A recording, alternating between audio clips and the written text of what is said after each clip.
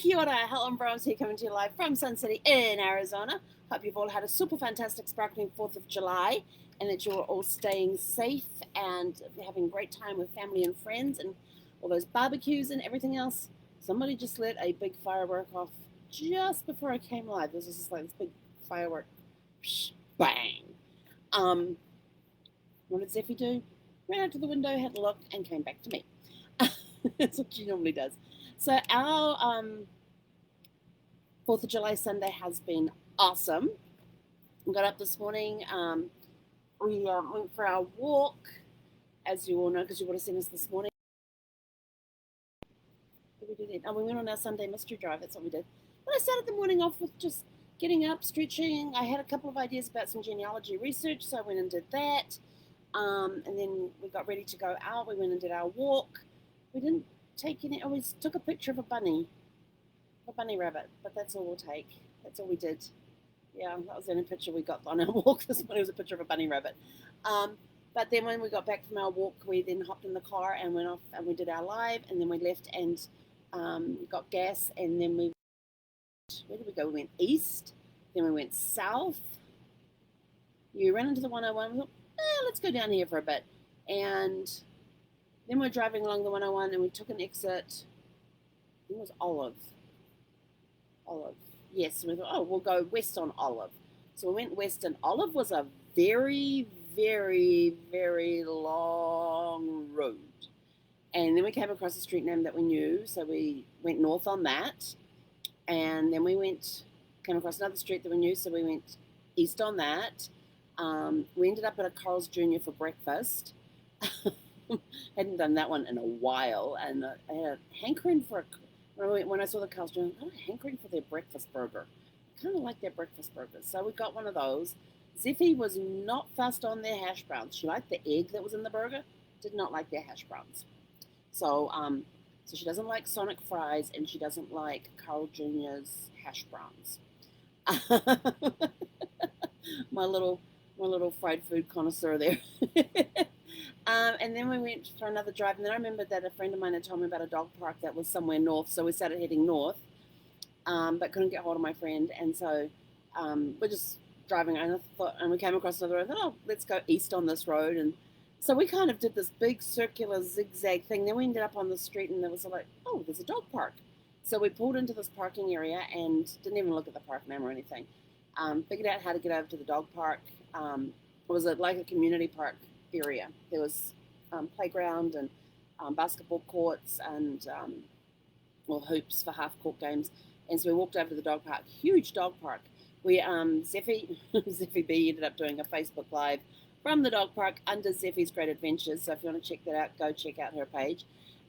She had a lot of fun. And, of course, just before I went live was when she went absolutely nuts and went zooming around. The moment we went live with it, she just sort of like sedately walks around and sniffs here and there and didn't want to come, just wanted to go and investigate. And I was like, really? And, of course, the moment I turned off the light, she starts zooming everywhere. And I'm like, seriously? This dog knows when that camera goes on, I tell you. She's got some sort of powers on her. And then we ended up driving back, and I finally found out the name of the park. It was Park Ridge Park, which turns out to be like a 5 to 7 minute drive from here. It took us like 5 to 7 minutes to get back to the campground from the park. So I was like, sweet. So that would probably be the closest dog park to us. So we may go check it out again and let her off the leash a little more often. Let her get some fun going and things like that. So, but yeah, we had a great, and we were only there for about 15, 20 minutes. It was like 90 degrees outside. Of course, I had the water back in the car, and so we didn't spend a lot of time in the park, just because I didn't want her getting dehydrated and everything. And so when we got back in the car, she had a big drink and settled down, and ended up speaking with a friend from the drive from the park all the way back here, getting Zeffy inside, Zeffy having another big drink of water, and I think we talked for like another 15, 20 minutes after we got back. So it was good. So I got to talk to a friend today, so that was good. Then it was time for some lunch. So we made some lunch, sat down, and I thought, I really don't feel like, and I was sort of like sitting there, and I'm like, I really don't feel like watching anything, and I really don't feel like reading anything. And so I just sort of like sat there, put my head back, and I thought, maybe I'll just do a little bit of quiet time. And the next thing I know, I'm waking up and my neck was my neck was all sore down here because, like I said, my recliner does not recline. It only reclines if I'm facing the back of the RV, and that way I can recline. But when it's reclined to face the TV, it bangs into the wall. It is not a space saver recliner. I need to get me one of those because those are really good. Yeah. But so anyway, so I woke up with this like big crick in my neck and stretched it out a little bit and worked out the kinks in it. And then I ended up watching two really good good old fashioned whodunit movies. No blood and gore, just good old fashioned whodunit movies. One was called The Mystery of a Handsome Cab, and that was taking place in like Melbourne, Australia in like 1886, I think it was. It was in the 1880s. I have a feeling it was 1886 in Melbourne. And that was really good. There was some good little twists and turns there. And then I thought I had it figured out. I kind of sort of had it figured out, but there was a little more of a twist than I thought. So, yeah, I kind of sort of had it figured out, but I just had the wrong person. So I was like, darn, almost had it. And then watched another one called An Inspector Calls. And this family is this is set in Victorian England. And no, in the 1920s, I think it was. Yeah, 1920s England. And this family's sitting down having a dinner that night. They've got a son and a daughter. Their daughter's celebrating her engagement. And of course, the young man, the fiance's there. And so the women have gone off to the parlor. The men are left in the dining room to talk about whatever they talk about, when this inspector shows up and starts questioning them about this girl that committed suicide. And it was very interesting in how it was done and the twists and the turns in this thing.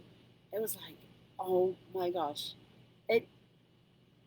I had watched two really good movies. The Mystery of a Handsome Cab, which had lots of twists and turns, and was about a guy who got murdered in a hansom cab. And if you don't know what a hansom cab is, it's one of those ones where the horse is in front, then there's the cab area, and the cabbie would sit up on the back of the carriage, and it was called a hansom cab.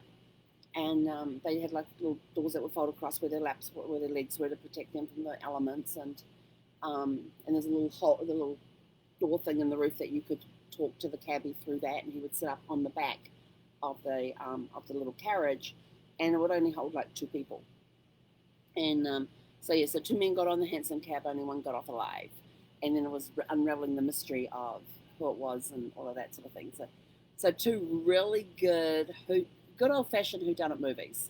And what I liked about these is that there was really no special effects involved at all. No CGIs. It was just good acting.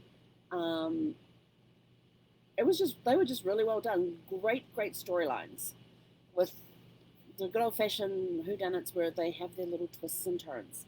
So absolutely loved those. And now we're about to go for our evening walk.